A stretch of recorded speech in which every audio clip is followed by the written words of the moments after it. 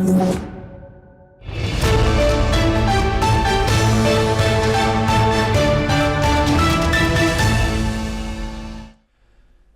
and welcome to the newsroom, the show where we take you through all the top and most crucial events of the day. We start in South Asia for our top story and most prominent one. The Bangladesh National Party, led by Tarique Rahman, is on track to form the next government after a landslide victory in the 2026 national elections. With 212 seats secured, the BNP is now negotiating with its allies for government formation. Tarique Rahman, the son of former Prime Minister Khaleda Zia, is set to become the country's first male Prime Minister since 1991. As of the latest updates, counting has been completed for 297 constituencies, with results still pending in 2 seats due to legal issues. The BNP's victory is being seen as a rejection of the Sheikh Hasina-led Awami League regime, which collapsed in August of 2024. Alongside the election, voters also backed the July National Charter reform proposal, which will bring constitutional changes. The BNP chairman, Tarique Rahman, won from Dhaka 17 and Bogra 6. Several BNP leaders, including Salahuddin Ahmed, Amir Khosrow, Mahmood Chowdhury and Lutfozman Baba, secured seats as well. Internationally, Prime Minister Narendra Modi and US officials congratulated Tarique Rahman and the BNP for their historic victory. The BNP has called for prayers instead of victory rallies, reflecting their focus on governance over celebration. Joining us, let's listen in to what the people of Bangladesh had to say on the BNP's victory. আমাদের সুস্থভাবে যাতে নির্বাচন হয়েছে আল্লাহর কাছে শুকরিয়া জানাই, কোনো ঝামেলা হয়েছে না, আর বর্তমানে সরকার যাতে সুন্দরভাবে চালাতে পারে, আগে যেতে পারে এই কামনা করি।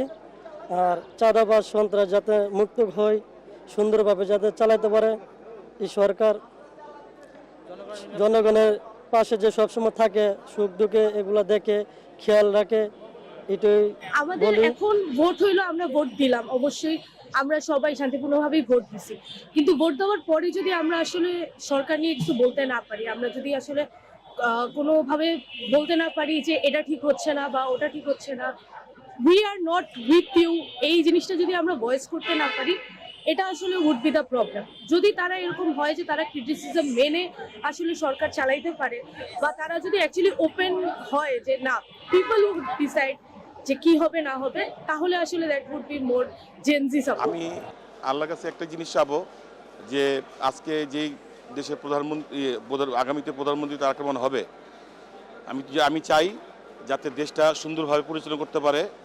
এই যে প্যাস্টিবাদী সরকার যে চলে গেছে, এই দিকটা যাতে তারা না দোষ দিতে পারে বিএনপির উপরে, আগামী সরকার যাতে দেশ সুন্দর করে পরিচালনা করতে পারে, সেই জন্য আমি দোয়া করি। ভালো সৎ লোক তো, তারেক জিয়া সৎ লোক না হলে মানুষ ভোট দেয়? কারণ তারেক জিয়া তো সৎ লোক, আর জামাত হলো যুদ্ধ অপরাধী, ওর তো ভোট দেবে কি? যে দেশে যারা বিরোধী থাকে। Maresha Barv joins us now to tell us a bit more about what's going on. Maresha, what's happened in Bangladesh today?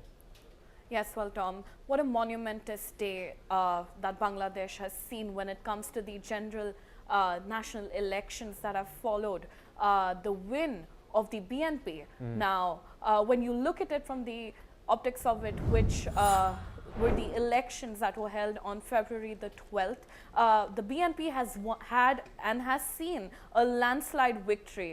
Now, these elections are crucial and has been gaining immense global traction simply because it comes after a time of turmoil in Bangladesh, as especially the ousting of the former Prime Minister Sheikh Hasina, which was seen by immense violence with regards to protests that were brought about by the Gen Z. The time in Bangladesh was rather extremely volatile, but now considering the win of the BNP and its victory in Bangladesh is in fact something that is noteworthy. Let's talk about the global reactions that have come about with regards to the elections in Bangladesh. Now, when it comes to India, Prime Minister Narendra Modi has in fact congratulated Tarique Rahman on the decisive victory, as I quote, where India emphasized its commitment to supporting a democratic Bangladesh while maintaining a watch on the safety of the minority communities, followed to which also China reacted, where Beijing complimented the smooth conduct of the polls and expressed readiness to scale up strategic cooperative partnership with Bangladesh. Also, you see the US Embassy in Dhaka congratulated Bangladesh on the successful organization of the 13th national parliamentary elections, followed to Malaysian Prime Minister Anwar Ibrahim hailed the result as a triumph of democracy. A lot of international observers, where teams from various countries praised the elections as free and fair, have commented. These are the global reactions. But let's talk about what caused the win. Why has BNP won? Why this sudden landslide victory? Well, BNP's key election pledge included vision with regards to the economy, where it aims to transform Bangladesh into a $1 trillion economy by the year 2034. The introduction of welfare tools such as the family card for 5 million low-income households has also come about. A lot of employment promises have been made, stating that 1 million new jobs in the ICT sector, established government employment exchanges at district levels, and a rise of investment has also been promised, with an increase the tax to GDP ratio to 15%. When it comes to women empowerment, there have been notable pledges that have been made with regards to education, financial inclusion, health and safety, and employment. But also something that is noteworthy is the comments or the promises made with regards to the Hindu minority in Bangladesh. This in fact is a very important point to note, where they have pledged to ensure legal protection for the safety of life, property, and places of worship of the Hindus and other minorities. Bangladesh has seen immense violence in the recent past with regards to a lot of mob lynching, and follow to which these are BNP's pledges, which has seen support in its elections. Now, institutional support to the minorities has also been stated to expand religious welfare trusts and introduce stipends for training programs for religious leaders of all faiths, including the Hindu Pandits. So you see inclusion. Also, when it comes to reservation, there has been merit-based recruitment that BNP's manifesto prioritizes. It also abolishes certain quotas and quota systems for public administration, except for quotas for freedom fighters, children, women, and marginalized ethnic groups. Now, you touched upon the election and the logistics of it, where BNP won 209 seats, securing more than two-thirds majority in the 350-member parliament. So all in all, this is the voter turnout, with 54% of eligible voters who have participated, marking one of the most peaceful elections that Bangladesh has seen. So yes, Tom, this is what we know as of now with regards to this monumental day with regards to the win of the BNP in Bangladesh. Thank you very much, Maresha, for filling us in there. I just want to give our viewers a quick insight into the other side of the election. Of course, the head of Bangladesh's largest Islamist party has now alleged widespread irregularities in vote counting in Thursday's national polls. The BNP was followed by Jamaat-e-Islami, which alongside the BNP secured 68 seats in the polls, its highest ever tally. However, Tarique Rahman contested for the first time since a 2013 ban and said it was not satisfied with the vote count and raised serious questions about the integrity of the results process. There were massive irregularities in vote counting, the Jamaat-e-Islami chief has said. We will seek redress from the Election Commission. So it is not an end to this saga yet, it seems. But, of course, here on NewsX World, we'll continue to bring you the updates coming out of Bangladesh as soon as we get them, and especially along that process of consolidating the next government, which the BNP is set to do over the next coming days. We now move on to Europe for our next story. And the Kremlin has announced that the next round of US brokered talks aimed at ending the war in Ukraine will take place in Geneva on February the 17th to the 18th. The talks will follow the same format as previous ones, with Russia, the United States and Ukraine participating. Russia's delegation will be headed by Vladimir Medinsky, a Kremlin aide and former culture minister. Medinsky has led earlier rounds of talks in Turkey that yielded little progress. Interestingly, this marks a departure from previous lineups, which included senior military officials. Meanwhile, in Ukraine, more than 1,100 apartment blocks in Kyiv will now remain without heat for the rest of the winter. The damage to the heating plant in eastern Kyiv, caused by Russian airstrikes earlier this week, will take at least 2 months to repair. Kyiv residents have been without electricity, heating and water since early January after devastating Russian airstrikes. Additionally, authorities have warned of temperatures dropping to minus 10 degrees Celsius.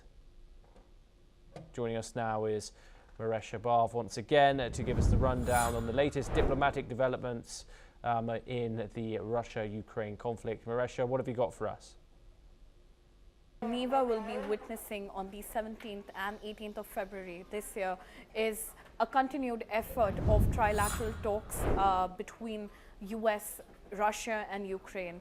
These are trilateral talks. These talks are high-stake discussions when it comes to the continued peace effort, when it comes to the violence and the war that has waged between Russia and Ukraine. Now, when you talk about the format, the talks will take place, like you mentioned, in a trilateral format. This format has also been seen in the past as US brokers a plan to maintain peace in Russia and Ukraine. You mentioned about the delegations, which include the Russian delegation led by Vladimir Medinsky and the Ukrainian delegation, which is led by Rustem Umerov. Now, the primary objective of this summit, of all the three nations coming together for trilateral talks, is to discuss a possible ceasefire and security guarantees for Ukraine.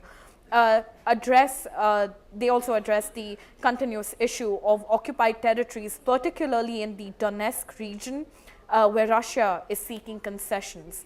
Now, the background of all of this is, in fact, that these negotiations come after 2 rounds of talks in Abu Dhabi earlier in 2026, which is this year, which focused on military issues like buffer zones and ceasefire monitoring. The Abu Dhabi talks resulted in a prisoner exchange but failed to resolve key territorial disputes or to end the war, in fact.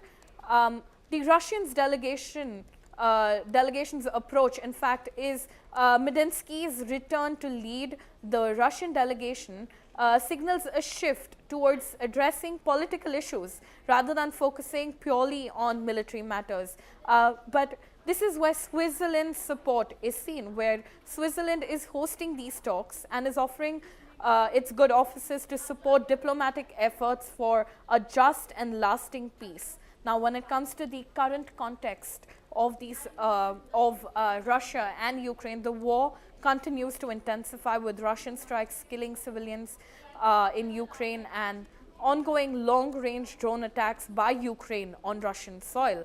The Geneva talks aim to push for a political resolution as the conflict almost has reached its fourth year. And in the midst of all of this, what is the US's role? The United States is in fact mediating the talks with efforts to bridge gaps between the conflicting sides and find a settlement to continued peace. So yes, Tom, this is what we know. More updates will follow after the trilateral talks do convene in Geneva on the 17th and 18th of February. Thank you so much, Maresha, for filling us in there. Pleasure to talk to you as always. We now move on to our next story and over to Germany. At the 62nd Munich Security Conference, global leaders and top defense officials gathered to discuss some of the most pressing security challenges facing the world in 2026. Themed under the structure, the summit has seen debates on transatlantic relations, defense, and NATO's future role amid strained US-Europe ties. Leaders discussed the urgency of boosting European defense spending and capabilities with key figures noting new European nuclear deterrence talks and greater unity on security. The summit also focused on support for Ukraine and strengthening transatlantic cooperation, while also addressing global geopolitical shifting power balances driven by Russia and China. Other major issues include cybersecurity threats, regional stability in the Black Sea, and the need for multilateral security structures that can respond to growing global tensions. Let's now listen in to some of the statements made by leaders at the conference. Parteiübergreifend haben wir aus dem Bündnis, aber auch von anderer Seite seit Jahren gehört, Europa muss mehr tun für Verteidigung. Und das ist richtig. Europa muss unabhängiger werden, muss mehr tun für seine Verteidigung. Ein starkes Europa bedeutet auch eine starke NATO. Und das ist der Mindset, den ich in die Europäische Union getragen habe. Im letzten Jahr haben wir mehr für Verteidigung getan in Europa als in den 10 Jahren davor. We had years, decades of complaints by the US about the fact that in Europe we were not spending enough on defense. That has changed with the summit in The Hague. The shift in mindset is that yesterday in the room what we felt, all of us, and there was a clear coming together of vision and of unity, is Europe really stepping up. Europe taking more of a leadership role within NATO. Europe also taking more care of its own defense. And this is really a staggering change. And this will make NATO stronger. Because it means that a strong Europe in a strong NATO means that the transatlantic bond will be stronger than ever. Because we have dealt with that big irritant on the US side of Europe not doing the same as the Americans were doing. In der Ära der Großmächte ist unsere Freiheit nicht mehr einfach so gegeben. Sie ist gefährdet. Wir halten uns dabei an unsere rechtlichen Verpflichtungen. Wir denken dies strikt eingebettet in unsere nukleare Teilhabe innerhalb der NATO. Und wir werden in Europa keine Zonen unterschiedlicher Sicherheit entstehen. Zwischen Europa und den Vereinigten Staaten von Amerika hat sich eine Kluft, ein tiefer Graben aufgetan. Vizepräsident J.D. Vance hat das vor einem Jahr hier in München an dieser Stelle gesagt. Er hatte in der Beschreibung recht. Der Kulturkampf der MAGA-Bewegung in den USA ist nicht unserer. Und diese Münchner Sicherheitskonferenz steht ja, wie, glaube ich, keiner andere für das, was die DNA unserer Außen- und Sicherheitspolitik ist, nämlich für das transatlantische Band. Und ich glaube, daran arbeiten wir auch in schwierigen Zeiten. Daran müssen wir, wie in jeder Beziehung, arbeiten. Das Motto der diesjährigen Konferenz Under Destruction beschreibt ja die tiefen globalen Umbrüche, vor denen wir stehen.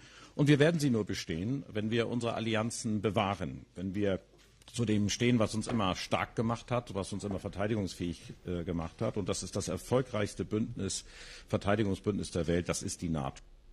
Next we turn to Latin America. The US has eased sanctions on Venezuela's energy sector, issuing 2 general licenses which allows global oil companies to resume operations and to negotiate contracts for new investments in the country. Reports suggest that companies like Chevron, BP, Eni, Shell and Repsol are authorized to restart their oil and gas operations. The licenses, however, still prevent transactions with companies from Russia, Iran or China. This marks a major shift in US policy since the capture of President Nicolas Maduro last month.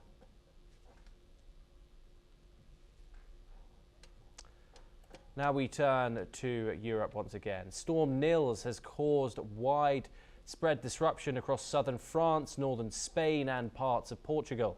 On Friday, around 450,000 homes in France were stuck without power after the storm tore through the region, uprooting trees and flooding roads. Winds and heavy rains also led to flight and train cancellations. Tragically, a truck driver was killed in France when a tree fell on his vehicle, while numerous injuries were reported in Spain. And in Portugal, flooding caused a viaduct to partially collapse. Let's listen into what a French cabinet minister had to say on the issue. On va d'abord faire un point sur la tempête Nils et ses conséquences, d'abord en ayant une pensée pour les proches des deux personnes qui sont décédées, pour les Français qui sont encore privés d'électricité et qui sont encore nombreux à cette heure. Pour vous dire qu'à date, on est à 83 départements qui sont placés en vigilance, dont 21 en vigilance orange pardon, et 2 en vigilance rouge. Et on est sur un phénomène qui est d'une ampleur exceptionnelle, tant par sa localisation géographique, puisque c'est quasiment l'ensemble du territoire qui est concerné, que par la durée du phénomène, de plus de 29 jours à présent. Vous dire également que la situation va rester préoccupante dans les prochains jours, compte tenu notamment de l'humidité des sols, compte tenu évidemment. Maresha joins us once again. Maresha, what more can you tell us about these ongoing storms in Europe? Yes, well, unfortunate outcomes when it comes to Storm Nils, which hit parts of Spain, France and Portugal, Tom. This, in fact, like you touched upon, has had a major hit on public service, on a lot of functionality within the regions that have been struck. Let's talk about the casualties. In fact, when it comes to France, you touched upon a truck driver who was killed in the Nouvelle-Aquitaine area when a tree unfortunately fell on his vehicle. A second man died after falling from a ladder in the same area. When it comes to Spain, a woman was killed after the roof of a home collapsed due to strong winds. Over 80 people were injured alone in Catalonia. Now, this storm is seeing immense power outages with around 450,000 households in southern France only still without power, down from a peak of 9 lakh which was reported earlier this week. Electricity restorations efforts continue with around 3,000 personnel mobilized as yet. This has in fact caused a lot of travel disruptions. Over 2,300 flights were disrupted between February 11 to 13, with major impacts at Barcelona and Paris and the airports here. The rail and ferry services in southern France and between Corsica and the mainland faced a lot of cancellations. When it comes to the weather alerts, around 19 French regions remain under orange alert, primarily for flooding risks as rivers like the Garonne continue to rise. Severe weather conditions have also been reported, with peak winds reached around 167 km/h at Catalonia and 162 km/h at Landes. This is in France. The French Alps are experiencing the highest avalanche risk in 17 years. So there is ongoing effort with Swiss and French authorities who are working on flood prevention and power restoration, while residents are advised to stay vigilant and stay indoors and keep in mind the continued risk. We do hope that aid reaches all the affected areas soon, and this situation can be mobilized further when it comes to Storm Nils. So yes, Tom, this is what we know. Yes, Marisha Barth, thank you so much for your input this hour. Pleasure to talk to you. We now move on and over to the Winter Olympic Games in Italy. Ukrainian skeleton racer Vladislav Heraskevich was disqualified by the Olympic International Committee, otherwise known as the IOC, for wearing a helmet that honoured fallen Ukrainian athletes during the ongoing war with Russia. Meanwhile, Ukrainian President Volodymyr Zelensky had also criticised the IOC's move, stating that athletes should have the freedom to express themselves. Heraskevich also called the decision unfair and terrible, expressing his disappointment.